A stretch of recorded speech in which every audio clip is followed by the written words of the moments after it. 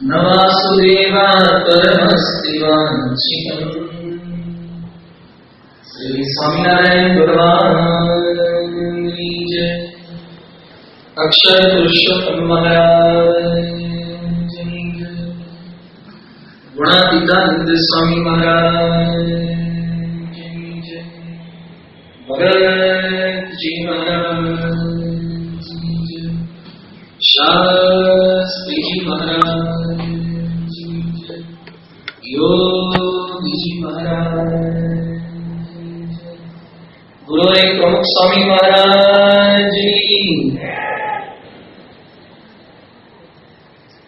શ્રાવણ માસ ઉપક્રમે છેલ્લા 1 માસથી રાજકોટ ખાતે આપણા મંદિરમાં આયોજિત આ પારાયણનો લાભ ખૂબ ઉત્સાહ અને મહિમાથી આપણે સૌ કોઈ પ્રાપ્ત કરી રહ્યા છીએ. જેટલા અહીંયા કથા શ્રવણ માટે આવેલ છે સૌ કોઈના મનની અંદર કથા વાર્તાનો, આજ્ઞા પાલનનો એવો કંઈક ઈશક છે. એને હિસાબે જ આટલા દિવસથી સતત આ કથા વાર્તા સાંભળવા માટે બેસી શકાય છે. કેટલાક કદાચ કથા વાર્તાનો મહિમા સમજતા હોય, વાતોચીતો પણ કરતા હોય, પણ બેસવું અઘરું છે.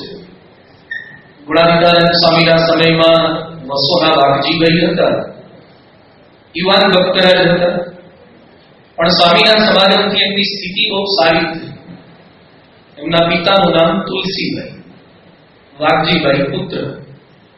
તુલસીભાઈએ જોયું કે દીકરો, મારો દીકરો અને મારા કરતા આગળ નીકળી ગયો.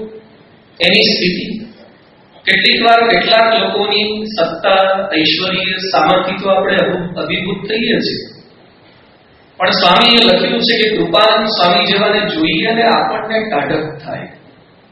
આ સ્થિતિ છે. એટલે વાઘજીને જોવે અને તુલસીભાઈને થાય કે દીકરો હારો મારા કરતા આગળ નીકળી ગયો. એની સ્થિતિ થઈ છે. ગુણાતીતાનંદ સ્વામીના સમાગમથી સ્થિતિ થઈ છે. સ્વામીને બોલાવીએ, મારે પણ આવી સ્થિતિ પ્રાપ્ત કરવી છે. જેમ કેટલાક બાપ વ્યસની હોય છે, દીકરો બાળમંડળમાં જતો થાય અને દીકરો એના બાપને સત્સંગના રંગે રંગે છે, નિર્વ્યસની બનાવે છે. એમ અહીંયા પણ તુલસીભાઈએ સ્વામીને વસો તેડાવ્યા. આગતા સ્વાગતા કરી, સાચવે રાખે, ખાણી પીણી બધી જ પૂરતી વ્યવસ્થા કરી. સ્વામીને કહે છે, સ્વામી 2-4 દિવસ રોકાવો, પણ મારા દીકરા વાઘજી જેવું ટાઢું કરો. આ અપેક્ષા સૌ કોઈ સંતો હરિભક્તોને રહેવી જોઈએ. શું ટાઢું કરો? આપણે બોલીએ છીએ સ્વામી ઠંડક થાય એવું કંઈ છે? આઈસ્ક્રીમ, શરબત, ઠંડક કરવી છે, ટાઢું કરવું છે. અહીંયા તુલસીભાઈ કહે છે, સ્વામી મારા દીકરા વાઘજી જેવું ટાઢું કરો. અંતરમાં ટાઢક એને જોઈએ છે. સ્વામી તેના માટે જ અમે આવ્યા છીએ. અને સ્વામીને બેસાડે જેવો કથા વાર્તાનો પ્રારંભ થાય, દુકાને જતા રહે. બપોરે જમવા માટે આવે ત્યાં સ્વામી આરામમાં ઘરે આવે.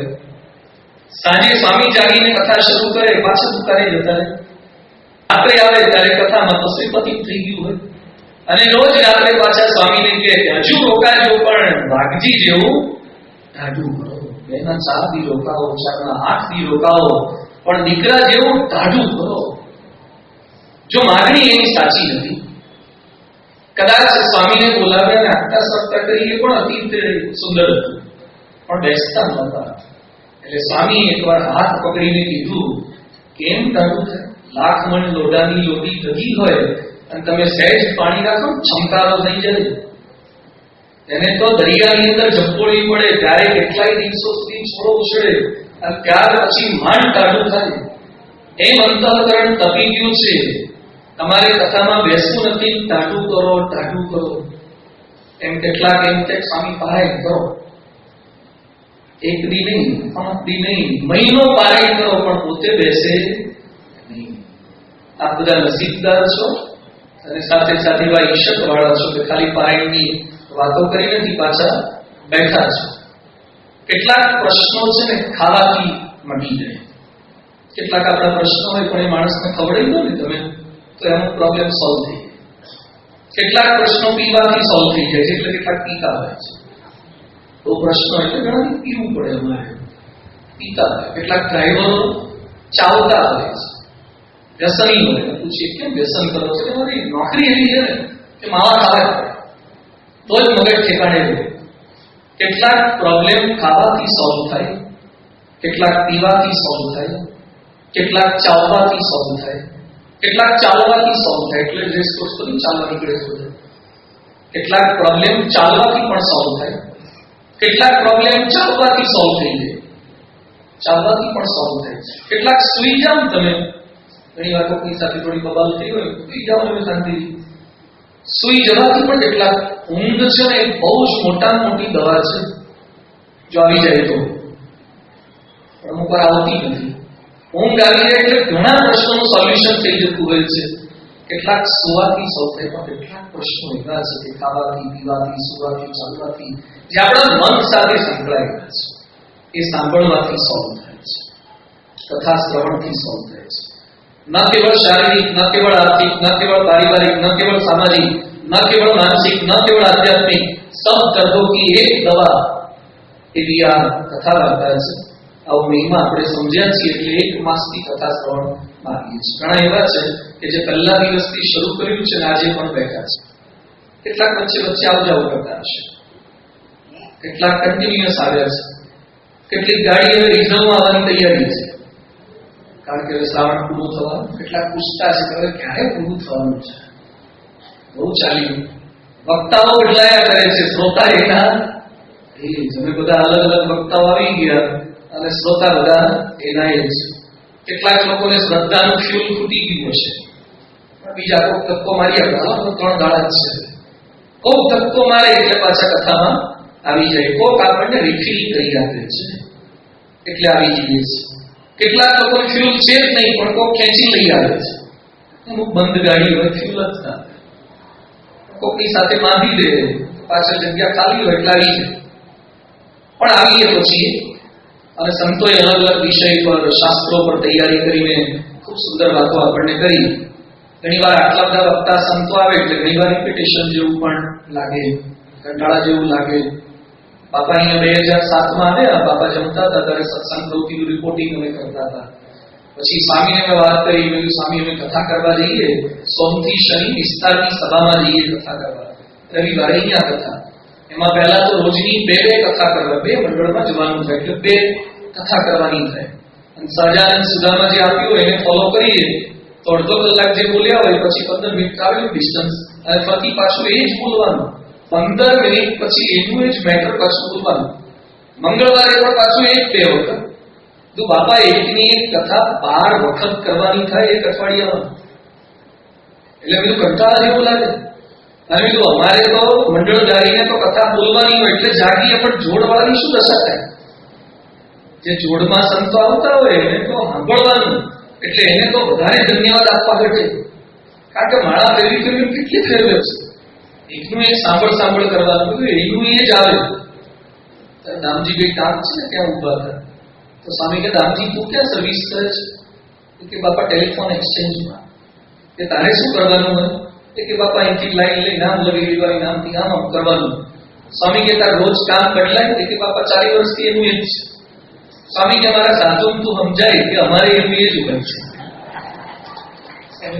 સ્વામી કે બધાને એનું એ જ હોય, ટ્રાફિક પોલીસને પણ એનું એ જ હોય, દરેક વ્યક્તિ જે કંઈ કામ કરે છે કામ એના એ જ હોય છે.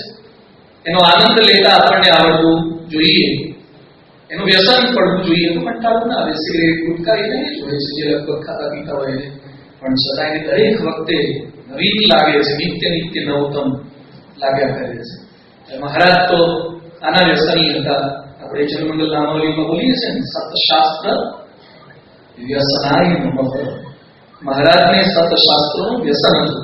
ગુણાતીતાનંદ સ્વામી માટે અષ્ટકમાં બોલતા હતા, પરમ હરિ વાર્તા વ્યસનીનમ. ગુણાતીતાનંદ સ્વામીને વ્યસન હતું, ભગવાનની વાર્તાનું વ્યસન હતું. આપણી ગુરુ પરંપરાને પણ વ્યસન છે, આ કથા વાર્તાનું વ્યસન છે. એટલે આપણે સૌ કોઈ પણ એવા વ્યસની બનીને કથા સાંભળી રહ્યા છીએ. મોટા પુરુષના જીવનમાંથી પ્રેરણા પ્રાપ્ત કરી લગભગ 27 દિવસ સુધી આપણે હરિલીલામૃત, યોગી ગીતા, આવા અલગ અલગ ગ્રંથો ઉપર ખૂબ સુંદર અલગ અલગ વક્તા સંતો પાસેથી વાતો સાંભળી. અને હવે મારો વારો છે.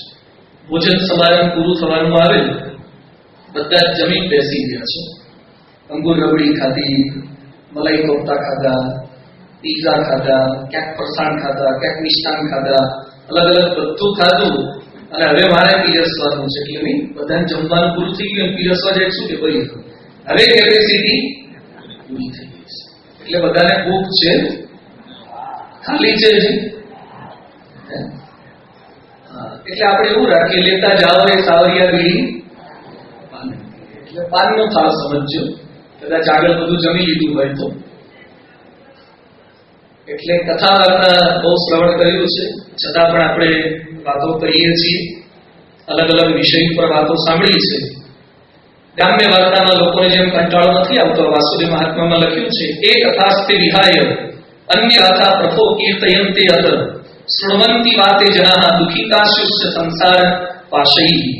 12 લોકો રાજકારણની, બોલો આજની સભામાં હું થોડી રાજકારણની વાત કરું ને તો મજા આવે.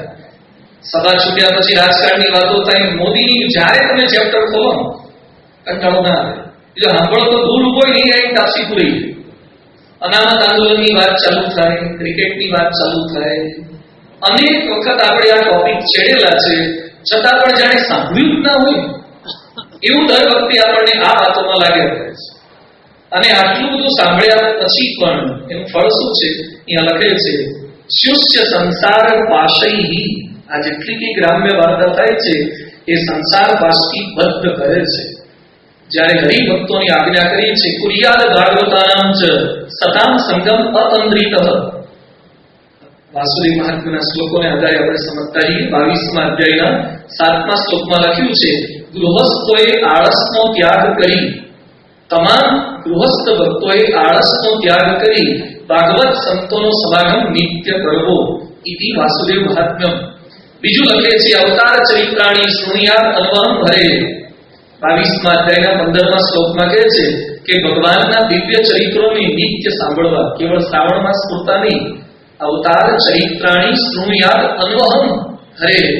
ભગવાનના ચરિત્રોને નિત્ય સાંભળવા. અને ક્યાં સુધી લખ્યું છે કે ભક્ત કોને કહેવાય? ભક્તના લક્ષણમાં લખી દીધી કથા વાર્તા. 12 લોકો ભક્ત એટલે કોને કહેવાય છે? કદાચ તીર્થયાત્રા કરે, નાનું મોટું ડોનેશન આપે. અહીંયા વાસુદેવ મહાત્મામાં લખે છે, શ્રવણમ કીર્તનમ તસ્ય સ્મૃતિશ્ચરણ સેવનમ પૂજા પ્રણામો દાસ્યમ ચ સખ્યમ ચાત્મ નિવેદનમ ઇત્તે તે નવવીર ભાવેર સેવેત તમાદરા અનન્યા ભીષ્મયા સહિત ભક્ત ઇતિરિયતે. ભક્તનું લક્ષણ વાસુદેવ મહાત્મા કહે છે, જે ભગવાનના ગુણનું શ્રવણ કરે, કીર્તન કરે, સ્મરણ કરે, ચરણ સેવન કરે, પૂજા કરે, એને પ્રણામ કરે, એના સાથે દાસ ભાવે જોડાય, ભગવાનમાં સંપૂર્ણ વિશ્વાસ રાખે, ભગવાન માટે તન મન ધન સંપૂર્ણ સમર્પિત કરે, ઇતિરિયતે ભક્ત. એને ભક્ત કહેવાય. ભક્તના લક્ષણમાં પહેલું જ લખ્યું શ્રવણમ. એ કથા વાર્તાનું શ્રવણ કરે છે એ ભક્ત છે. એટલે આપણે સૌ એવા ભક્ત કોટીમાં આવીએ છીએ. એટલે આ કથા વાર્તાનું શ્રવણ કરીએ છીએ. આજથી જે આપણે પારાયણનો લાભ લેવા માટે જઈ રહ્યા છે, ગ્રંથ છે વાસુદેવ મહાત્મ્ય. અત્યાર સુધી જેટલી કે ગ્રંથોની કથા સાંભળી આ વખતે શ્રાવણ માસમાં, એ અગાઉ ક્યારેક સાંભળી ગયું છે. અથવા તો જે તે ગ્રંથ તમે વાંચ્યા પણ હોય. ધારો કે લીલામૃત પર પારાયણ થઈ તો લીલામૃત અહીંયા બેઠેલા કેટલાય હરિભક્તોના ઘરે પણ હોય. કદાચ તમે પણ એવું વાંચન કર્યું હોય, કદાચ કોઈ બીજા વક્તા સંતો પાસેથી કથા સાંભળી હોય. આજથી જે આપણે થોડુંક સમજવાનો પ્રયાસ કરીએ છીએ એના પર હું પહેલી વાર જ કરું છું. બહુ જ ઓછી કથા થાય છે. અને આ ગ્રંથ લગભગ અહીંયા બેઠેલામાંથી 99%ના ઘરમાં નહીં જોડાય. 99%ના ઘરમાં વાસુદેવ મહાત્મ્ય નહીં જોડાય. અને અગાઉ ભૂલે ચૂકે કદાચ સાંભળ્યું હોય તો હું નથી માનતો કે આના ઉપર વાત સાંભળી હોય. એટલે એકદમ નવીનતમ ગ્રંથ છે. શા માટે આપણે આ પસંદ કર્યો? શા માટે એના પર પારાયણનો પ્રયત્ન કરીએ છીએ? આમ તો પ્રથમ વખત જ અમારે વાંચન કરવાનું થયું, પણ છતાં મહારાજની એક આજ્ઞા. મહારાજે શિક્ષાપત્રીમાં 93મા શ્લોકની અંદર વાત કરી છે, વેદાશ્ચ વ્યાસ સૂત્રાણી શ્રીમદ ભાગવતાભિધમ પુરાણમ ભારતે તો શ્રી વિષ્ણુ નામ સહસ્ત્રકમ. આ 93મો શ્લોક, 94મો શ્લોક. તથા શ્રી ભગવદ ગીતા નીતિશ્ચ વિદુરો પિતા શ્રી વાસુદેવ મહાત્મ્યમ સ્કાંદ વૈષ્ણવ ખંડગમ 94મો શ્લોક 95મો ધર્મશાસ્ત્ર અંતર્ગતા ચ યાજ્ઞવલ્ક્ય ઋષે સ્મૃતિ એતાની અષ્ટમમેષ્ટાની સત્શાસ્ત્રાણી ભવંતી. ભગવાન સ્વામિનારાયણ એ સ્વયં ભગવાન હતા. એમણે પોતે ગ્રંથો લખાવ્યા છતાં સ્વામિનારાયણ ભગવાનની વિશેષતા શું હતી? એ સર્વ અવતારી સર્વ અવતારના અવતારી હતા, છતાં પણ એમણે દેવતા તીર્થ વિપ્ર સાધુ શાસ્ત્રોનું ક્યારેય ખંડન કર્યું નથી. એમણે પોતે મંદિરો બનાવ્યા, ગગનચુંબી મંદિરો બનાવ્યા, છતાં પણ એમણે લખ્યું કે દ્વારિકા યાદિક તીર્થ સ્થાનોની યાત્રા કરવી. નહીં તો ભગવાન સ્વામિનારાયણ લખી ગયા હોત કે તીર્થ યાત્રા કરવી તો કઈ કરવી? ગરડા, અમદાવાદ, ભુજ, જુનાગઢ, વરતાલ લેતો ને આ સિવાયની કોઈ તીર્થ યાત્રા જ ન કરવી. એમણે બીજા તીર્થોને પણ દૈવત પ્રાધાન્ય આપ્યું. ભગવાન સ્વામિનારાયણે સત્સંગી જીવન, હરિરામૃત, ભક્ત ચિંતામણી, સત્સંગી જીવન આવા બધા ધર્મ ગ્રંથો તેમની હયાતીમાં લખાયા છે. શિક્ષાપત્રીમાં એમ લખી શક્યા હોત કે કયા ધર્મ ગ્રંથો મને ઈષ્ટ છે? સત્સંગી જીવન, ભક્ત ચિંતામણી, હરિલા કલ્પતરુ, હરિચરિત્રામૃત સાગર. એમણે ગ્રંથો પોતે લખાયા છે, છતાં પણ વ્યાસજીના અને પૂર્વના ઋષિ મુનિઓએ લખેલા ગ્રંથોને માન્ય કર્યા છે. જો કોઈ આપણને કહેતું હોય કે સ્વામિનારાયણ વાળા બીજાને નથી માનતા કે બીજાને આદર નથી હોતો, આપણા શિક્ષાપત્રીના આદેશો સાંભળીએ, વાંચીએ ત્યારે આપણને પરિચય થાય છે કે એમણે અવતારી હોવા છતાં પણ સર્વ દેવતાઓને આદર આપ્યો છે, સર્વ શાસ્ત્રોને આદર આપ્યો છે. બાકી કેટલાક સંપ્રદાયમાં એનું તત્વજ્ઞાન કોઈ પૂર્વના અવતારોને પણ ન માને અને પૂર્વના શાસ્ત્રોને પણ ન માને. એમ પૂછીએ કે તમે કોઈનો રેફરન્સ ના, કે અમારો સંપ્રદાય મારાથી જ શરૂ થયો, મારાથી પૂરો થઈ ગયો છે. એને શરૂ કર્યું હોય, એને કોઈનો રેફરન્સ નહીં, કોઈનો આધાર નહીં. ભગવાન સ્વામિનારાયણે વેદ માન્ય વૈદિક સંપ્રદાય એવો આ સ્વામિનારાયણ સંપ્રદાય, એમાં જે આપણને 8 સત્શાસ્ત્રોની આજ્ઞા કરી છે. આજે હું થોડાક શાસ્ત્રો લઈ આવ્યો એટલે કેટલાક ગભરાઈ ગયા હતા. આટલી બધી વાતો કરવાની આ ટેબલ પર મૂકેલા છે ને, આ બધા એ વાતો કરવા નથી લાવ્યો, પણ મને એમ હતું કે આપણે જે મહારાજે 8 સત્શાસ્ત્ર કીધા તેના દર્શન તો એટલીસ્ટ થવા જોઈએ. એટલે આજે કથામાં આપણે પહેલા દર્શન કરાવીએ છીએ. પહેલું શું લખ્યું છે? વેદાસ્ય વ્યાસ સૂત્રાણી, એટલે 4 વેદો છે. આ વેદ છે. કોઈ પૂછે કે જોયા છે? આ સભા પછી આપણે રાખશું વ્યક્તિગત દર્શનમાં. આમાં ઋગ્વેદ, આ સૌથી જૂનામાં જૂનું, પૃથ્વીનું સૌથી જૂનામાં જૂનો કોઈ ધર્મ ગ્રંથ હોય આખી પૃથ્વીનો, દુનિયાનો, આના કરતા કોઈ oldest scripture in this world આ વેદને કહેવાય છે. એટલે મહારાજે 4 વેદો છે. આ 3માં 4નો સમાવેશ થાય છે. પહેલું મહારાજે માન્ય કર્યું કે 4 વેદો માન્ય છે. કેટલાક સંપ્રદાયો વેદોને માન્ય નથી ગણતા. બૌદ્ધ જેવા નાસ્તિકવાદી જે ક્યાંક ક્યાંક બુદ્ધની મૂર્તિને પધરાવે છે ને શાંતિ માટે, બુદ્ધાને, સ્લીપિંગ બુદ્ધાને, એ નાસ્તિકનો મત છે, જે વેદને માન્ય નથી ગણતા. આપણે વેદને માન્ય કરીએ છીએ. બીજું મહારાજ કહે છે વ્યાસ સૂત્ર, વ્યાસજીએ જે લખેલું છે બ્રહ્મસૂત્ર, વ્યાસ સૂત્ર પણ કહેવાય છે ને બ્રહ્મસૂત્ર પણ કહે છે. ક્યાંક તમે કથામાં સાંભળ્યું છે અથા તો બ્રહ્મ જિજ્ઞાસા, જેના પર દેવ કલાક લેક્ચર ભદ્રેશ સાંઈ વગેરે સંતોને એમના સાહેબ ભણાવતા હતા. એટલે વ્યાસ સૂત્ર અત્યારે નથી, પણ એનું ભાષ્ય, શ્રી ભાષ્ય રામાનુજે કરેલું છે. આમ નિરૂપણ આવે છે, ભાષ્ય આવે છે. એટલે બીજો ગ્રંથ છે વ્યાસ સૂત્ર, બ્રહ્મ સૂત્ર. આગળ વાત કરે છે શ્રીમદ ભાગવત. ભાગવત તો અહીંયા બેઠેલા ઘણાના ઘરમાં હશે. તો 4 અને પેલો 5મો ના 6ઠ્ઠો ગ્રંથ છે ભાગવતને પણ મહારાજે માન્ય કર્યું છે. ભાગવત પુરાણ, એની કથા વાર્તા પણ મહારાજ કરાવતા હતા. આગળ કહે છે ભગવદ ગીતા. ભગવદ ગીતા પણ ઘણાના ઘરમાં હશે, નાની મોટી સાઈઝમાં ભગવદ ગીતા પણ ઉપલબ્ધ થાય છે. નીતિશ્ચ વિદુર ઉદિતા, વિદુર દ્વારા બોલાયેલી નીતિ, એટલે વિદુર નીતિનો પણ ધર્મગ્રંથ મહારાજે માન્ય કર્યો છે. જેમ ચાણક્ય નીતિની વાતો તમે સાંભળી હશે, એમ વિદુરે નીતિ વિષય જે કઈ વાતો કરી છે મહાભારત અંતર્ગત, એ વિદુર નીતિને પણ મહારાજે માન્ય કરેલી છે. અને પછી કહે છે વાસુદેવ મહાત્મ્ય, જેની તો આપણે કથા કરવાના છીએ. આ વાસુદેવ મહાત્મ્યનો ધર્મગ્રંથ છે. અને આગળ કહે છે યાજ્ઞવલ્ક્ય ઋષિ સ્મૃતિ. યાજ્ઞવલ્ક્ય ઋષિ થઈ ગયા, એમણે જે સ્મૃતિ આપી છે યાજ્ઞવલ્ક્ય ઋષિની સ્મૃતિ. અને વિષ્ણુ સહસ્ત્રનામ, મહાભારત અંતર્ગત જે વિષ્ણુ સહસ્ત્રનામ છે, આ વિષ્ણુ સહસ્ત્રનામ એટલે 8 સત્શાસ્ત્રો ભગવાન સ્વામિનારાયણે જે માન્ય કર્યા છે એના આપણે દર્શન કર્યા, એનો એક પરિચય કર્યો. એ 8 સત્શાસ્ત્ર પૈકી એક છે વાસુદેવ મહાત્મ્ય. હવે કોઈ પૂછે કે વાસુદેવ મહાત્મ્ય ક્યાં ચીજ છે, આ ક્યાં છે? હવે થોડો ગ્રંથનો પરિચય પણ આપણે પ્રાપ્ત કરીએ. શિક્ષાપત્રીમાં તો મહારાજે લખ્યું જ છે. વચનામૃતમાં મહારાજ વાત કરે છે, લોયાનું 9મું વચનામૃત. મહારાજ કહે છે જ્ઞાન ઉપજ્યાનો હેતુ શું છે? જ્ઞાન કઈ રીતે ઉપજે? દિવ્ય ભાસ્કર વાંચીએ તો છાપા વાંચવાથી જ્ઞાન થાય, ન્યૂઝપેપર વાંચવાથી અથવા તો ટીવી જોવાથી, ન્યૂઝ જોવાથી જ્ઞાન થાય, અથવા તો રેસકોર્સમાં પાળી પર બેસો 2-5 જણા વાત કરતા હોય તો પણ તમને જ્ઞાન થાય. મહારાજ જ્ઞાન ઉપજ્યાનો હેતુ શું કહે છે? ઉપનિષદ, ભગવદ ગીતા, વાસુદેવ મહાત્મ્ય તથા વ્યાસ સૂત્ર, આ 4 ગ્રંથો બતાવ્યા લોયાના 9મા વચનામૃતમાં. ઉપનિષદ, ભગવદ ગીતા, વાસુદેવ મહાત્મ્ય તથા વ્યાસ સૂત્ર ઇત્યાદિ ગ્રંથનો સદગુરુ થકી શ્રવણ કરે તો જ્ઞાન ઉપજે. એટલે લોયાના 9મા વચનામૃતમાં પણ મહારાજે વાસુદેવ મહાત્મ્યને યાદ કર્યું છે. વરદાનનું 18મું વચનામૃત છે. મહારાજ કે અમારા સંપ્રદાયના અતિ પ્રમાણભૂત જે શાસ્ત્ર તેને જાણવા, સ્વામિનારાયણ સંપ્રદાયનો આપણે સ્વીકાર કર્યો એટલે એના જેટલા ધર્મ ગ્રંથો એનો એક પરિચય તો આપણને થવો જ જોઈએ. આપણે BA-PS ના હોઈએ અને સ્વામિનારાયણ પ્રકાશ ન વાંચીએ તો BA-PS ની ગતિવિધિનો, BA-PS માં થતા પ્રેરણાત્મક પ્રસંગોનો પરિચય આપણને કઈ રીતે થઈ શકે? એમ જો સ્વામિનારાયણની કંઠી પહેરી એટલે સ્વામિનારાયણ ભગવાનને જે માન્ય ધર્મશાસ્ત્રો છે, શ્રીજી મહારાજના મહિમાના જેટલા ગ્રંથો લખાયા છે એનો એક અલ્પ પરિચય, કા વાંચન કા શ્રવણ, એનું એમ કેમ પ્રકારે કરવું જોઈએ. મહારાજ કહે છે અમારા સંપ્રદાયના અતિ પ્રમાણભૂત જે શાસ્ત્ર તે જાણવા. એમાં 7મું લખે છે સ્કંદ પુરાણના વિષ્ણુખંડમાં રહેલું વાસુદેવ મહાત્મ્ય પણ જાણવું. વચનામૃતમાં આગળ આવે છે પરથારો.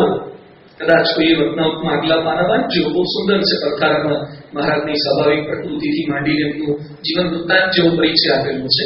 એમાં બહુ સુંદર લખે છે પોતાના પિતા પાસે વેદ, શાસ્ત્ર, પુરાણ, ઇતિહાસ, ધર્મશાસ્ત્ર એ સર્વે ગ્રંથનું પોતે અધ્યયન કરીને તથા શ્રવણ કરીને તે સર્વેનું જે રહસ્ય તેને યથાર્થ જાણતા હવા, એ સર્વેમાંથી પોતે 4 સાર કાઢતા હવા. બધા જ ગ્રંથો ઘનશ્યામ મહારાજે વાંચ્યા અને એમાંથી 4 સાર કાઢતા હવા. શ્રીમદ ભાગવત પુરાણનો સાર શું કાઢ્યો? 5મ સ્કંદ અને 10મ સ્કંદ એ શ્રીમદ ભાગવતનો સાર કાઢ્યો અને સ્કંદ પુરાણ થકી વાસુદેવ મહાત્મ્ય એ સાર કાઢ્યો. એ 4 સાર કાઢીને તેનો ગુટકો બતાવી પોતાની પાસે નિત્ય રાખતા. નીલકંઠવણી વિશે પણ ગુટકો રાખતા, ગુટકા નહીં, ગુટકો, જે શાસ્ત્ર માત્રનો સાર કરીને પોતાની સાથે રાખતા હતા. એમાં વાસુદેવ મહાત્મ્ય પણ અંદર આવી ગયું છે. મધ્યના 28ના વચનામૃતમાં મહારાજ કથા જ કરતા હતા. એમાં દવે પ્રાગજી પુરાણી એમણે વાત કરી કે શ્રીમદ ભાગવત જેવો કોઈ ધર્મગ્રંથ નથી. ભાગવત ધર્મગ્રંથ સારો છે. મહારાજની કથા બહુ કરાવતા. તેરા ગામમાં, કચ્છ ભુજ બાજુ તેરા ગામ છે, એક ઉલ્લેખ એવો આવે છે તેરા ગામમાં 2 માસમાં મહારાજે 7 વખત ભાગવતની પારાયણ પૂરી કરી. 7 વખત આખી ભાગવતની કથા. હવે અત્યારે જેટલી ભાગવતની રામાયણની કથા થાય છે ને એમાં તો સાઈડમાં મ્યુઝિક હોય, ગાનારા, બેન્જો વાળા ને રાત્રે તો સૂફી સંગીત ને કેટલા કાર્યક્રમ, ભાગવત મજા આવે એવું હોય છે. એ વખતે તો ભાગવત પારાયણ ચાલુ કરે એટલે શ્લોકોનું પઠન જ અત્યંત કંટાળો આવે. કોઈ નિરૂપણ નહીં, કોઈ વ્યાખ્યાન નહીં, કોઈ મજા આવે એવો સબ્જેક્ટ બદલાય નહીં, બીજું મેટર આવે નહીં. છતાં મહારાજે 2 મહિનામાં 7 વખત કથા સંભળાવી છે. તો ભાગવત એમને ગમતો. એવા શ્રીજી મહારાજ જ્યારે ભાગવતની વાત આવી ત્યારે શું બોલ્યા? પછી શ્રીજી મહારાજ બોલ્યા છે શ્રીમદ ભાગવત તો સારું જ છે, પણ સ્કંદ પુરાણની વિશે શ્રી વાસુદેવ મહાત્મ્ય છે તે જેવો કોઈ ગ્રંથ નથી. ભાગવત કરતા પણ ઉપરનું સ્થાન એમણે વાસુદેવ મહાત્મ્યને આપ્યું. કાજે એ ગ્રંથને વિશે ધર્મ, જ્ઞાન, વૈરાગ્ય, ભક્તિ તથા અહિંસાપણું એનું અતિશય પ્રતિપાદન કર્યું છે. એટલે વાસુદેવ મહાત્મ્યનું મહાત્મ્ય મહારાજે વચનામૃતમાં આ રીતે ઉલ્લેખ કરેલો છે. સત્સંગી જીવનમાં પણ વાસુદેવ મહાત્મ્યનો ઉલ્લેખ આવે છે. શ્રી વાસુદેવ મહાત્મ્ય માસમ તત્રાશ્રમ પુનઃ પ્રશંસામ તસ્ય બહુધા ચકાર જન સંસરી સર્વથા અસ્મદ અતસ્ય ઈદમ મૂલમ. અમદાવાદમાં ભગવાન સ્વામિનારાયણે 1 મહિનો સુધી વાસુદેવ મહાત્મ્યની કથા સાંભળી. શ્રીજી મહારાજે અમદાવાદ કાલુપુર મંદિરમાં એક મહિનો વાસુદેવ મહાત્માની કથા સાંભળી પછી મહારાજ એમ બોલ્યા, આ વાસુદેવ મહાત્મા જ અમારા મત અને સંપ્રદાયનું સર્વ પ્રકારેનું મૂળ છે. એ મહાસભામાં બહુધા પ્રશંસા કરી. એટલે ભગવાન સ્વામિનારાયણે પણ વાસુદેવ મહાત્માની કથા સાંભળી હતી. એના પર ટીકા લખાઈ છે. કોઈ પણ ગ્રંથ કેવો મહાન છે એના આધારે ટીકા લખાય, ભાષ્ય લખાય. તો ટીકા લખવાનો પ્રારંભ આજ્ઞા કરી મહારાજે આમોદના દીનાનાથ ભટ્ટને. દીનાનાથ ભટ્ટે આ વાસુદેવ મહાત્મા પર ટીકા લખી, જેનું નામ છે વૈષ્ણવ વલ્લભાટિકા. વૈષ્ણવ વલ્લભાટિકા મહારાજે જોઈ. સંસ્કૃત ભાષામાં ટીકા હતી. મહારાજ ખૂબ પ્રસન્ન થયા. સકલ ઐશ્વર્ય સંપન્ન ઉદ્વાદ્વ પ્રવર્તક શ્રી સ્વામી સહજાનંદો જયતિ એકાંત ધર્મ ગુરુ શ્રી વાસુદેવ મહાત્મા અખિલાર્થ વ્યક્તિ સ્વયં યથાર્થ પ્રેરિત મતી વ્યાર પૂર્વે તત્ સમાસતઃ. એટલે દીનાનાથ ભટ્ટ લખે છે કે ભગવાન સ્વામિનારાયણ સમક્ષ આ ટીકા અર્પણ કરી. તસ્ય આજ્ઞેયમ રચિતા મયા વૈષ્ણવ વલ્લભા. એમની આજ્ઞાથી આ વૈષ્ણવ વલ્લભા ટીકા મેં લખેલી છે. એટલે વાસુદેવ મહાત્મા પર ટીકા લખાઈ છે. સંવત 1886 માગસર સુદ 6 આ ટીકા પૂર્ણ થઈ ગઢપુરમાં અર્પણ થઈ. થોડાક વર્ષ પછી પાછું ગોપાળન સ્વામીના એક શિષ્ય છે માધવદાસજી, એમણે આના પર ટીકા લખી, રહસ્યાર્થ પ્રબોધિની ટીકા. એ પણ વાસુદેવ મહાત્મા પર. અને થોડાક સમય પછી અખંડાનંદ વર્ણીએ ટીકા લખી, સાન્મયાર્થ પ્રકાશિકા ટીકા. એટલે વાસુદેવ મહાત્મા પર 3 ટીકા લખાઈ છે. થોડોક પરિચય ગ્રંથનો સાથે સાથે પ્રથમ દિવસે આપણે લેતા જઈએ છીએ. હવે વાસુદેવ મહાત્મા એના લેખક કોણ છે? આ ગ્રંથ ક્યાંથી આવ્યો? ભગવાન સ્વામિનારાયણના કયા પરમહંસે લખ્યો? કયા હરિભક્તે લખ્યો? દલપતરામે લખ્યો? વાસુદેવ મહાત્મા ક્યાં છે એનું સ્થાન? તો વ્યાસજીએ કુલ 18 પુરાણ રચ્યા છે, જેવા કે ભાગવત પુરાણ, મહાભારત પુરાણ, પદ્મ પુરાણ, ગરુડ પુરાણ, આવા ઘણા બધા પુરાણ. દુનિયાના મોટામાં મોટા લેખક કોણ છે? વ્યાસજી. વેદ વ્યાસજીએ જેટલું લખ્યું છે, જેવું લખ્યું છે એવું કોઈએ લખ્યું નથી. અને મહારાજને સૌથી વધારે માન્ય હોય તો કોણ છે? વ્યાસજી. મહારાજને વ્યાસજીના ગ્રંથો જ માન્ય છે, મહત્તમ. એટલે વ્યાસજીએ જે 18 પુરાણ રચ્યા છે તે પૈકીનું એક મોટું પુરાણ એ સ્કંદ પુરાણ છે, જેના 81,100 શ્લોકો છે. ભાગવતમાં કેટલા છે? 18,000. સ્કંદ પુરાણમાં છે 81,100 શ્લોકો. એ સ્કંદ પુરાણના 7 ખંડ છે. એક વાલખિલ્ય, બીજું બ્રહ્મોત્તર, ત્રીજું કાશી, ચોથું રેવા, પાંચમું કેદાર, છઠ્ઠું પ્રભાસ અને 7મો ખંડ છે વિષ્ણુ ખંડ. શિક્ષાપત્રીમાં લખ્યું છે ને વિષ્ણુ ખંડમાં રહેલું એવું વાસુદેવ મહાત્મ્ય. એટલે 7 ખંડમાંથી 7મો ખંડ છે વિષ્ણુ ખંડ. એ વિષ્ણુ ખંડના 3 ભાગ છે. પ્રથમ અને દ્વિતીયમાં કર્મકાંડ અને જ્ઞાનકાંડ છે, અને અંતિમ ભાગમાં ઉપાસના કાંડ છે. એમાં વાસુદેવ મહાત્મ્ય રહેલું છે. હવે કોઈ પૂછે કે વાસુદેવ મહાત્માના લેખક કોણ છે, તો શું કહેવાનું? વ્યાસજી. વ્યાસજી એ વાસુદેવ મહાત્માના લેખક છે. વાસુદેવ મહાત્મા કયા પુરાણમાં આવે છે?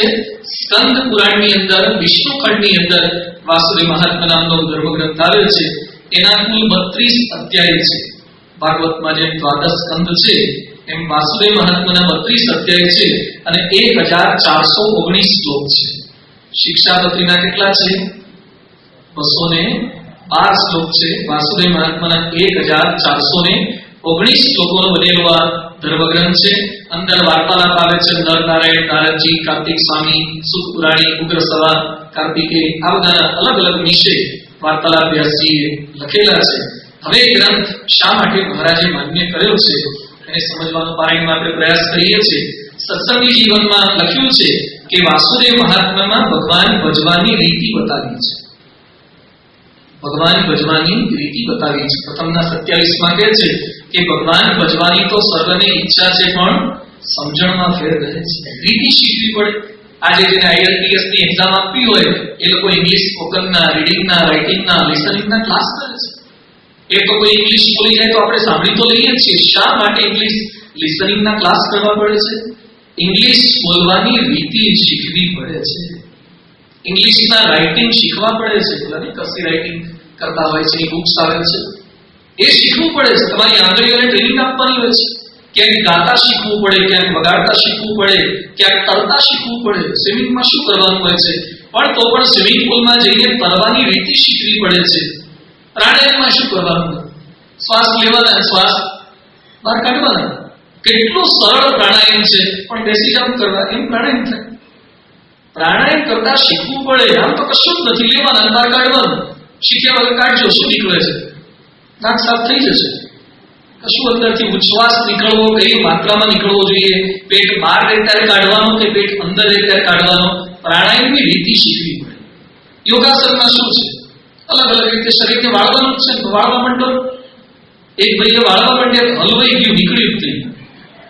ઘણા નહીં આમ પેલું પદ્માસન કરવા જાય, મયુરાસન કરવા જાય. શીખવું પડે નહીં તો બે પગ એવા ભેગા થઈ જાય, ખુલે નહીં, ગાંઠી પડી જાય.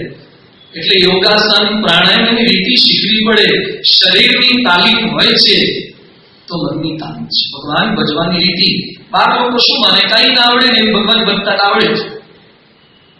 કાંઈ ના આવડે એટલે ભગવાન ભજતા તો આવડે જ. મારા પ્રથમના 50માં કહે છે, કુશાગ્ર બુદ્ધિ વાળો હોય ને એને ભગવાન ભજતા આવડે.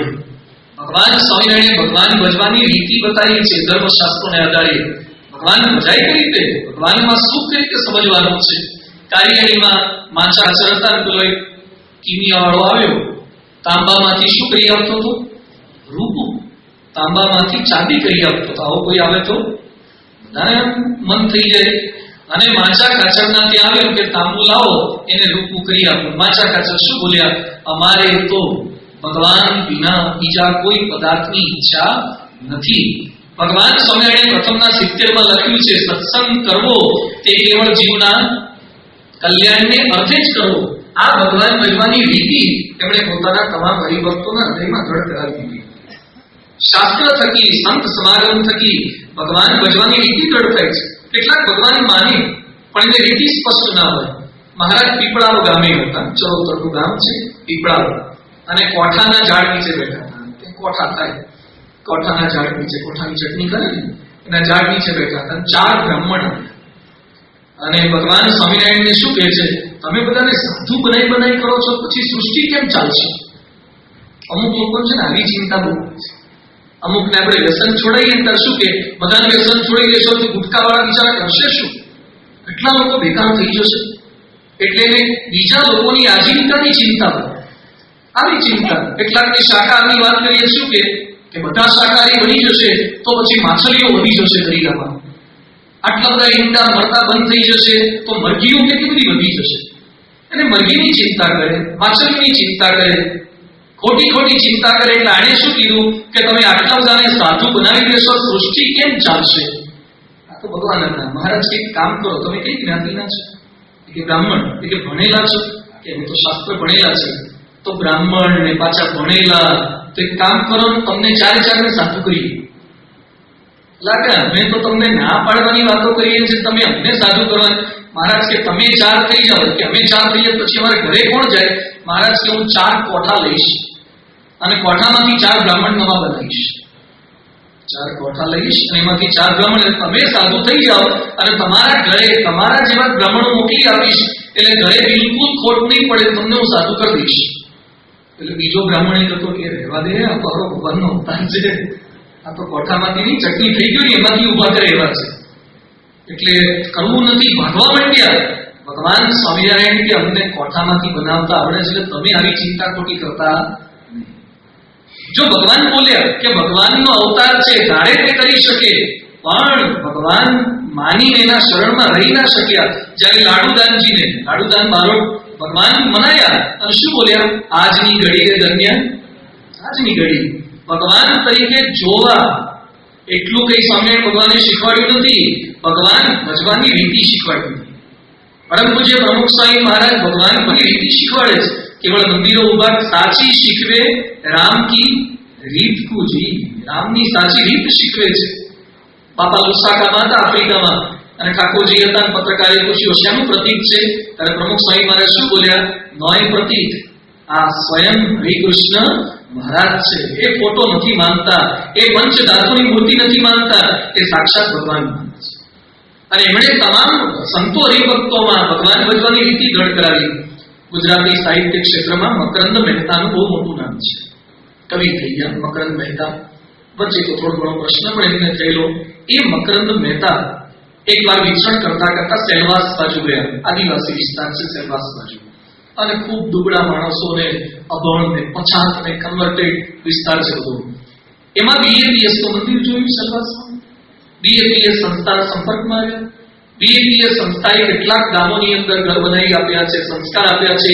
એવા એક ઘરમાં ગયા અને એમાં એક આદિવાસીના ઘરમાં ગયા. આદિવાસીનું ઘર કૂબો હતો, આદિવાસીનો કૂબો, ઘર પણ નહીં, ઝૂંપડું પણ નહીં, કૂબો સામાન્ય. એક આદિવાસી બાઈ બેઠી સામાન્ય ગામડાના કપડામાં એ ચોખાનો રોટલો બનાવતી હતી. એટલે મકરંદ મહેતા ત્યાં ગયા, ઘરમાં સ્વચ્છતા જોઈ. આપણા શહેરમાં ચોખ્ખાઈ ના હોય એની ચોખ્ખાઈ આદિવાસી બાઈએ એના કુબામાં ચોખ્ખાઈ રાખી. એટલે મકરંદ મહેતા પ્રભાવિત થયા સ્વચ્છતા જોઈને આદિવાસીના ઘરની. અને પેલી બાઈ ચોખાનો રોટલો, સાઉથમાં ચોખાના રોટલા બનાવે, એટલે ચોખાનો રોટલો કરતી હતી. મકરંદ મહેતા કહે છે કે બેન, મને આ ચોખાનો રોટલો જમવા આપશો તમે? કવિએ સજે પ્રશ્ન પૂછ્યો. એટલે પેલી બાઈ કહે છે ચોક્કસ આપીશ. તો કે આપો મને ચોખાનો રોટલો. તો પેલી આપણી સ્વામિનારાયણની બાઈ, BAPS ની સત્સંગી બાઈ શું બોલી? આપીશ, પણ પહેલા મારા ઠાકોરજીને થાળ ધરાઈ દઉં ને પછી તમને રોટલો આપીશ. મકરંદ મહેતા કહે છે કે હું ગ્રંથોમાં, કવિતાઓમાં ભગવાનની વાતો લખતો, પણ એક આદિવાસી બાઈ, અભણ બાઈ, પછાત બાઈ, કુબામાં રહેનારી બાઈ, એના મનમાં પ્રમુખ સ્વામીએ ભગવાન ભજવાની કેવી રીતે દ્રઢ કરાવી હશે કે ભગવાનને ધરાયા વગર રોટલો કોઈ ગમે તેવા મહેમાન હોય કે ઘરના સભ્ય હોય એને ન. ભગવાન ભજવાની રીતિ ખબર નથી એટલે કેટલાક મંદિરમાં ખિસ્સામાં હાથ ગળી ઉભા હોય છે. જોજો તમે અમુક મંદિરમાં જયારે મેળામાં આવ્યા હોય ને મતના કુવામાં એમ ઉભા હોય છે. ભગવાન આગળ ઉભા એટલે મોબાઈલ લઈને ઉભા હોય. એટલે આપણે સંતોએ વાક્ય લખ્યું છે કે લોકના મોટા માણસ આગળ ઉભા હો છો તો પણ મર્યાદા રાખો છો તો આ ભગવાન આગળ ઉભા છો. એની તો કઈ મર્યાદા હોય કે નહીં. કેટલાક લોકો મંદિરમાં આવે, સ્ત્રી પુરુષ બેસવા આવે. જોજો લોકના કેટલાક મંદિર તો મીટિંગ પોઈન્ટ જેવા હોય છે, ત્યાં મળવા માટે ભેગા થાય. ભગવાન ભજવાની રીતિ શેના માટે છે? રીતિ તો ભગવાન સ્વામિનારાયણ આ શીખવે છે. હવે ભગવાન ભજવા શા માટે? વાસુદેવ મહાત્મા એ કહે છે વિના પ્રયોજને મંદોપી ન પ્રવર્તતે.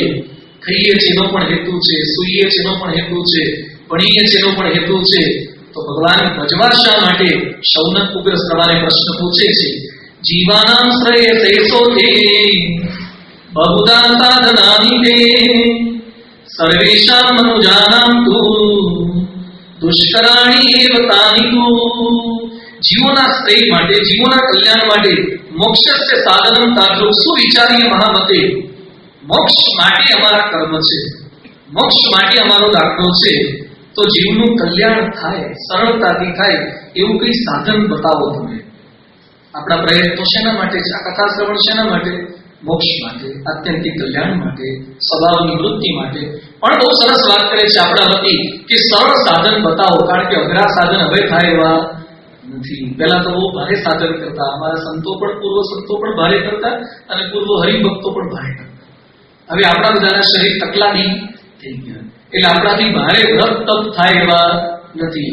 આપણી એકાદશી કેવી છે? બરાબર છે. અને આ જ એકાદશી હવે સ્ટાન્ડર્ડ ગણાઈ જશે. ફરાળ કરો ને તો પણ આપણે શું માનીએ? આ એકાદશી રહે. કેટલું ખાધા પછી પણ આપણે એમ ગૌરવ લઈએ છીએ કે આજે તો એકાદશી કરી છે. અને લોકો પણ પાછા માને કે આજે એકાદશી રહે છે. રોટલી નથી ખાતા પણ કેટલું ખાય છે બીજું એ ક્યાં કોઈ પૂછે છે? રોટલી નથી ખાતા પણ બાકીનું કેટલું ખાઈ જાય છે. પણ હવે આ એકાદશીનું સ્ટાન્ડર્ડ બની ગયું આપણું. એટલે અહીંયા કહે છે ભારે વ્રત તપ હવે ભાઈ એવા નથી. એટલે સરળ સાધન કંઈક બતાવો. એ સમયે સુત પુત્ર ઉગ્ર સભા કહે છે વાસુદેવ મૃદિજાયન કાર્તિકેય સ ઉચીવાન. વાસુદેવ ભગવાનનું ધ્યાન કરે છે અને પછી મોક્ષની વાત કરે છે કે મારે મોક્ષની વાત કરવી છે, પરમ કલ્યાણની વાત કરવી છે, શ્રેયની વાત કરવી છે. એટલે ભગવાનનું સ્મરણ કરીશ અને ભગવાન મને પ્રેરણા કરશે એ મુજબ હું વાત કરીશ. સંતો પોતાની કથાના મંગલ પ્રારંભમાં શું કરે છે? મંગલાચરણ કરે છે. હંમેશા કોઈ પણ વસ્તુનો પ્રારંભ મંગલાચરણથી. મંગલાચરણ એ કેવળ કથા વાર્તા શરૂ કરવા માટેનો જ વિષય નથી. જીવનની પ્રત્યેક ઘટનામાં ભગવાનની સ્મૃતિ સાથે. અહીંયા તો ઋષિ હતા, જવાબ આપતા પહેલા પણ ભગવાનની યાદ કરવા. ભગવાનના બળ વગર બધું અશક્ય છે. આપણા હાથમાં તાકાત છે, આપણા પગમાં તાકાત છે, આપણા દાંતમાં તાકાત છે.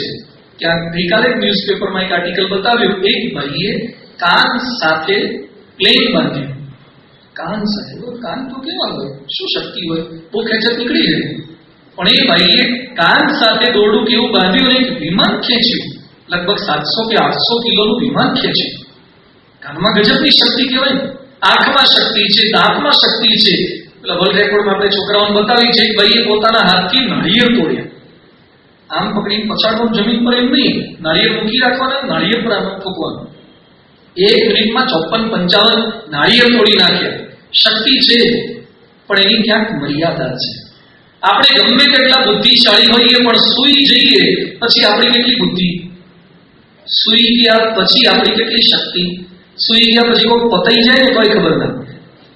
ગમે તેટલો 6 પેક બોડી વાળો હોય, સૂઈ ગયા પછી આપણી બુદ્ધિ આપણે શું, સૂઈ ગયા પછી નસકોરા કરાય આપણો કંટ્રોલ નથી. સૂઈ ગયા પછી આપણા નસકોરા આપણે કંટ્રોલ કરી શકીએ છીએ. કોક કેમ તારે ખબર પડે છે બહુ બોલે છે, અને ઘણીવાર આપણે પ્રયત્ન કરીએ તો એકવાર ચાલુ થઈ ગયા, રિધમ પકડી ગઈ છે વર્ષોથી, પછી એની નસકોરાને બંધ કરવા કેટલા આગ્રહ છે. ઘણા કે હું ભલભલાને તો બંધ કરું, તારા નસકોરા પહેલા બંધ કર. આપણા નસકોરા પર આપણો કંટ્રોલ નથી. સૂઈ ગયા પછી આપણું બળ, આપણી બુદ્ધિ, આપણી શક્તિ, આપણી આવડત, એની મર્યાદા છે. એટલે ભગવાનનું સ્મરણ જે કંઈ સુજાડે છે એ ભગવાન સુજાડે છે. મહારાજ ગઢપુરમાં હતા અને મહારાજ સંતોને કે ખાણ ગામ જવાનું છે. કોનું ગામ? બ્રહ્માનંદ સ્વામીનું, રાજસ્થાનમાં શિરોહી પાસે આવેલું ખાણ ગામ. મહારાજ કે ખાણ ગામ કોણ જશે? એટલે ભાઈ સ્વામી, ભાયાત્માનંદ સ્વામી તૈયાર થઈ ગયા. મહારાજ કે ચિઠ્ઠી લઈને જાઓ, લખતા જાઓ. લખી આપીએ અમે કે કયા ગામ જવાનું છે, એ સરનામું આપવું પડે મહાપૂજા માટે, પધરામણી માટે, તો લખતા જાઓ. તો ભાયાત્માનંદ સ્વામી આમ તો આગળના પાલક હતા, પણ છતાં એ દિવસે એમ બોલ્યા, મહારાજ હવે 2 અક્ષરનું ગામ છે. શું ગામ? ખાણ. લાંબુ મિસિસિપી કેવું કંઈક લાંબુ નામ હોય તો યાદ ના રહે, ખાણ તો યાદ રહે ને. મહારાજ કે પણ લેતા જાઓ, લખેલી ચબરખીટ લેવાની છે ખાણ ગામની. તો કે ના મહારાજ, જેમ જારની ખાણ, જેમ ધૂળની ખાણ, એમ બ્રહ્માનંદની ખાણ. આટલું તો યાદ રહી જાય. મને હૈયે રહેશે, મને હૈયે યાદ રહેશે, આવું ભાયાત્માનંદ સ્વામી બોલે. મહારાજે આગ્રહ કર્યો, છતાં પણ ચિઠ્ઠી ન લીધી. 6 સંતોન લઈ નીકળ્યા અને સિદ્ધપુર પહોંચ્યા. ગરડાથી નીકળ્યા, આ બાજુ ઉત્તર ગુજરાતમાંથી પસાર થઈ રાજસ્થાન જાય. સિદ્ધપુર પહોંચ્યા અને ભોજનના અભાવે 4 સંતો કંટાળે પાછા ગરડા જતા રહ્યા. 2 સંતો નીકળ્યા, ગોવિંદ સ્વામી અને ભાયાત્માનંદ સ્વામી. આબુથી 10-12 ગાઉ આગળ નીકળી ગયા. કઈ સ્મૃતિ રહી નહીં. 3 દિવસ ભોજન મળ્યું નહીં, સરખું જમવાનું મળ્યું નહીં, વિસ્મૃતિ થઈ ગઈ. ગામનું નામ યાદ કરે પણ ખાણ યાદ ના, ખાણ શબ્દ યાદ ના. યાદ કર્યા કરે, ભગવાને કંઈક નામ કીધું હતું, હારું ટૂંકું જ હતું, યાદ જ ના આવે. યાદ આવવું આપણા હાથમાં છે. ઘણી વાર આપણે આમ કરીએ, પરીક્ષામાં છોકરા બેઠા બેઠા આમ ખખડાય કરે, બુશ કે બોર્નવિટા ચોટી ગયું હોય ને પછી ખખડાવવું પડે, પછી એ બહાર નીકળે. એમ પરીક્ષામાં બેઠા પછી ઘણી વાર યાદ નથી, પેનના ગોદા આમ મારતા યાદ છે પણ થઈએ છે પણ હોઠે આવતું નથી. ભાયાત્માનંદ સ્વામી જેવા વડીલ સંત, આજ્ઞાપાલક સંત, ગોવિંદ સ્વામી જેવા સંત યાદ ના આવ્યું. 3 દિવસ સુધી ખાણ શબ્દ યાદ ના આવ્યો. મૃતવત થઈ ગયા. મહારાજને પ્રાર્થના કરી, મહારાજ માફ કરો, ભૂલ થઈ ગઈ. અહંકારને વશ થઈને મેં ચિઠ્ઠી ન લીધી. મહારાજે દર્શન આપ્યા અને નામ યાદ કરાવ્યું. ખાણ ગામમાં જવાનું છે. પાછી ચિઠ્ઠી લખી આપી. 15 ગાઉ પાછળ લઈ ગયું, પાછા રિટર્ન થયા અને પછી ખાણ ગામમાં ગયા. આપણે એમ માનીએ છીએ કે મારી બુદ્ધિથી મને યાદ રહે છે. બુદ્ધિ શક્તિ, જ્ઞાન શક્તિ, ક્રિયા શક્તિ, ઈચ્છા શક્તિ કોનું આપેલું છે? ભગવાન. એટલે અહીંયા વાસુદેવમ હૃદિ જાયેયમ, હંમેશા પ્રત્યેક ક્રિયાના પ્રારંભમાં ભગવાનના સ્મરણ સાથે એમની કૃપાથી સ્ફુરે, ન વાંચેલું સ્ફુરે. વિવેકાનંદ સ્વામી 1893માં પ્રવચન કરવા માટે ગયા શિકાગોમાં, અને વિવેકાનંદ સ્વામી પોતાની એક શિષ્ય આલા સિંગાને લેટર લખ્યો છે કે બીજા બધા તૈયારી સાથે આવ્યા હતા, મારી કોઈ તૈયારી નહોતી, મારી જીભ સુકાઈ ગઈ. દેવતુષ્ટ શરીરે રોમ હસ્ય સજાયતે સિદ્ધંતિ મમ ગાતાણી. જેવી અર્જુનની પરિસ્થિતિ હતી ને એવી પરિસ્થિતિ મારી. વાર કોકને માઇક આપજો, અહીંયા બેઠેલા કોકને જો ચડી ગઈ વ્યાસપીઠ પર તો બોલવાનું કહીએ, અંદર જીભ ભયા જ કરે, નીકળે જ નહીં. નાના છોકરા સ્ટેજ પર વાર્તા કેવા ઉભા કરે, ચડ્ડી ચડાઈ કરે, ચડ્ડી ઉતરી ના જતી હોય પણ આ બધા સિમ્પટમ્સ છે બીકના. કશું ઉતરતું ના હોય, એકનું એક વાક્ય બોલ્યા કરે, ઘણા ઉધરસ ખાખા કરે. આ ઉધરસ ખાખા કરે સિમ્પટમ્સ છે. બીક લાગે છે, ગભરામણ થાય, શબ્દો ના નીકળેલા, વધવાનો ટાઈમ હોતે, એ દરમિયાન ઉધરસ ખાઈ લે. વિવેકાનંદ સ્વામી લખે છે કે મને કાંઈ તૈયાર નહોતું, મારું શરીર એકદમ બધું ગભરાઈ ગયું હતું, મારી જીભ સુકાઈ ગઈ હતી, મારી કોઈ તૈયારી નહોતી. હું સરસ્વતીને નમન કરીને આગળ આવ્યો. ડોક્ટર બરોઝે મારો પરિચય આપ્યો અને બીજે દિવસે બધા જ વર્તમાનપત્રોએ જાહેર કર્યું કે મારું પ્રવચન શ્રેષ્ઠ હતું. શ્રીધર સ્વામીએ સાચું જ કહ્યું છે, મુકમ કરોતી વાચાલમ પંગુમ લંઘયતે ગિરિમ. ભગવાન જ મુખ માણસને બોલતો કરે છે. વાસુદેવમ હૃદયાય. વાસુદેવ મહાત્માનો શરૂઆતનો જ મંત્ર આ છે કે આપણામાં જે કંઈ બોલાવે છે, કરાવે છે, યાદ કરાવે છે એ વાસુદેવની કૃપા વગર, ભગવાનની કૃપા વગર શક્ય નથી. ન કેવળ બોલવામાં પણ સર્વ ક્રિયામાં. ડોક્ટર હરિકૃષ્ણ દોશી છે આપણા અમદાવાદમાં સત્સંગી, અને 2021 વેલ્લોરમાં ગયા હતા. પીડિયાટ્રિક કાર્ડિયાક સર્જન છે. કાર્ડિયાક સર્જન એટલે હૃદય સંબંધી. એમાંય પાછા પીડિયાટ્રિશિયન હોય, બાળકોના હૃદયના ડોક્ટર. મોટાના હૃદયનું જુદું હશે, બાળકોના હૃદય માટે જુદી ભણવું પડતું હશે. એમાં ટ્રેનિંગ માટે વેલ્લોર ગયા. એમના પ્રોફેસર હતા ડોક્ટર રોય જોન કોરુલા, અને સામે જે તાલીમ માટે આવેલા બધા પીડિયાટ્રિક સર્જન, આટલા મોટા માણસો બુદ્ધિશાળી, એમાં તાલીમ આપતા હતા. અને એમાં ડોક્ટર પ્રશ્ન પૂછે છે, what do you think which is the biggest asset of a cardiac surgeon? Cardiac સર્જનનો મોટામાં મોટો કયો ગુણધર્મ હોવો જોઈએ? આવું પ્રોફેસર સામે ઉભેલા બધા જ કાર્ડિયાક સર્જનને પ્રશ્ન પૂછે છે. એટલે કે પીડિયાટ્રિક સર્જન શું બોલવા લાગ્યા કે લાયન હાર્ટ, મજબૂત હૃદય, સિંહ જેવું હૃદય હોવું જોઈએ. કારણ કે ઘણીવાર બાળકનું હૃદય જોઈએ જો ડોક્ટર જો થઈ જાય તો ઓપરેશન કેમનું કરે? એટલે ડોક્ટરનું હૃદય તો સિંહ જેવું મજબૂત હોવું જોઈએ. બીજો કે લેડી ફિંગર, કહેતા સ્ત્રી જેવી ચપળ આંગળીઓ હોવી જોઈએ. કારણ કે પુરુષ જેવી આંગળી હોય પછી પેલું ટાંકા લેવા બહાર કરે તો, એટલે સ્ત્રી જેવી ચપળ આંગળીઓ હોવી જોઈએ ટાંકા લેવામાં. એમાં લેડી ફિંગર. ત્રીજો કે જજમેન્ટ, તાત્કાલિક જજમેન્ટ લઈ લેવું પડે. આ બધું બોલ્યા. પછી પ્રોફેસરને કહે છે, સર ઇઝ ધીસ રાઈટ? એટલે પ્રોફેસર શું કહે છે, યુ આર ઓલ ફૂલ્સ. તો એ બધા મૂર્ખા છો. કોને મૂર્ખા કીધા? કાર્ડિયાક સર્જનને એનો પ્રોફેસર કહે છે, you are all fools if you don't have gods grace. જો ભગવાનની કૃપા ન હોય then you can never become a good cardiac surgeon. ભગવાનની કૃપા વગર તમે કાર્ડિયાક સર્જન બની ન શકો. કેટલાક ડોક્ટરોને અભિમાનનો તોરો ચડી ગયો હોય છે ને કે અમે કરીએ છીએ ઓપરેશન, અમે કરીએ છીએ. પ્રમુખ સ્વામી મહારાજની બાયપાસ સર્જરી ડોક્ટર સુબ્રમણ્યમે કરી અને ન્યુયોર્કમાં સત્કાર સભા હતી અને ડોક્ટર સુબ્રમણ્યમ આવ્યા, ત્યાં દંડવત કર્યા, બધાએ તાળીઓ પાડી. બીએપીએસના બધા જ હરિભક્તો રાજી હતા. બાપાનું બાયપાસ કોણે કર્યું? ડોક્ટર સુબ્રમણ્યમે. જો પ્રશ્નોત્તરીમાં પ્રશ્ન પૂછીએ કે બાપાનું બાયપાસ સર્જરી કયા ડોક્ટરે કરી? ડોક્ટર સુબ્રમણ્યમ જ લખાય. પણ પ્રમુખ સ્વામી મહારાજ આશીર્વાદમાં ડોક્ટર સુબ્રમણ્યમને મળ્યા હતા. શું બોલ્યા કે ડોક્ટર સુબ્રમણ્યમમાં રહીને મહારાજે આપણું ઓપરેશન કર્યું. ડોક્ટર સુબ્રમણ્યમમાં રહીને મહારાજે આપણું ઓપરેશન કર્યું. આનું નામ વાસુદેવ મહાત્મા. ભગવાન ભજવાની રીતિ ભગવાન જ કરે છે, એની શક્તિ દ્વારા થાય છે. આવો પરિચય વાસુદેવ મહાત્માના પ્રારંભની અંદર આપે છે. હવે કાર્તિક સ્વામી કહે છે કયા પ્રકારના કર્મ કરવાના છે ભગવાનને પ્રસન્ન કરવા માટે, શ્રેય માટે, આત્યંતિક કલ્યાણ માટે. એનો ઉલ્લેખ કરતા કહે છે, દેવતા પ્રીણમ સમમ શ્રેષ્ઠમ સિદ્ધિમ અભિસતામ. કે તમારે તમારા સંકલ્પોની પૂર્તિ કરવી હોય તો દેવતાઓનું પૂજન યજન કરવું. જેવા સંકલ્પ એ મુજબ દેવતાઓની સેવા પૂજા દેવતાઓને ઉદ્દેશીને કરવું. જેમ તમારા પતિની આવરતા વધારવી હોય તો એ વ્રત જે વ્રત કરવું. બતાવે છે જીવન ગીતાને શું આવે છે. પછી તમારે સારો પતિ જોઈતો હોય તો જયા પાર્વતી કરવું. સુવર માટે સુવર જોઈતો હોય તો તમારે જયા પાર્વતી વ્રત કરવું. કૌટુંબિક રક્ષા કરવી હોય તો રાંદલના લોટા તેડાવવા. ભૂત પ્રેતથી દૂર રહેવું હોય તો હનુમાનજી બોલાવવા. નિર્વિઘ્ન કાર્ય કરવું હોય તો ગણપતિની ઉપાસના કરવી. અને લક્ષ્મી જોઈતી હોય તો વૈભવ લક્ષ્મી વ્રત કરવું. આ બધી વાતો કરી કે તમારે જેવું કામ કઢાવવું હોય એવા ભગવાનને બોલાવો. જેમ ટેલિફોન ડિરેક્ટરી હોય ને એમાં તમારે પ્લમ્બર જોઈતો હોય તો પ્લમ્બરના નંબર, કડિયાના નંબર, ઇલેક્ટ્રિકલ રિપેરિંગ કરનાર નંબર હોય. એમ શાસ્ત્રોમાં એવી વાત આવે છે કે તમારે કેવું કામ કરવું છે એવા ભગવાનને યાદ કરવા. આવું વાત અહીંયા કાર્તિક સ્વામી કરે છે.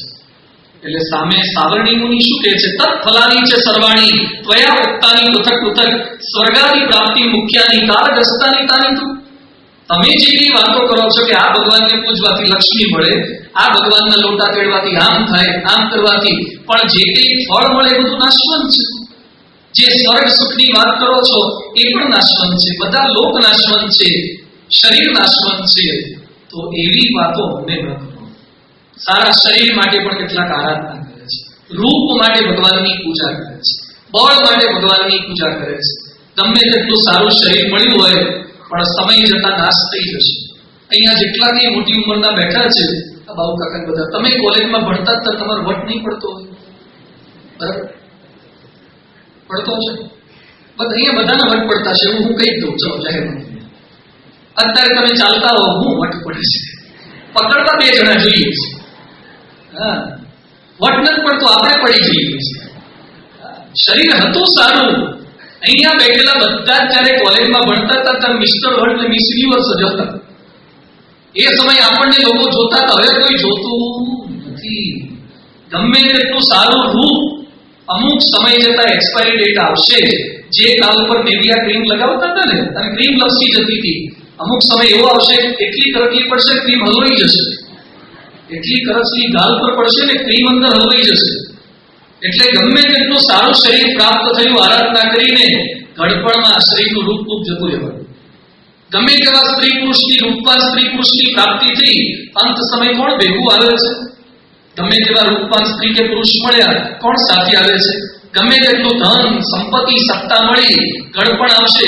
હમણાં વાજપેયી સાહેબને, વાજપેયી એટલે તો ભારતના રાજકારણના બાહોશ રાજકારણી, ન કેવળ ભાજપ વાળા પણ કોંગ્રેસ વાળા પણ જેને માન્ય કરે ને એવો, અને સંસદની અંદર સૌથી પહેલા નાની ઉંમરે બોલનાર કોઈ હોય, ઇન્દિરા ગાંધીને પણ પડકારનાર, તો અટલ બિહારી વાજપેયી હતા. એ વાજપેયીની અત્યારે શારીરિક દશા કેવી છે? એમને એવોર્ડ આપ્યો, કયો મળ્યો?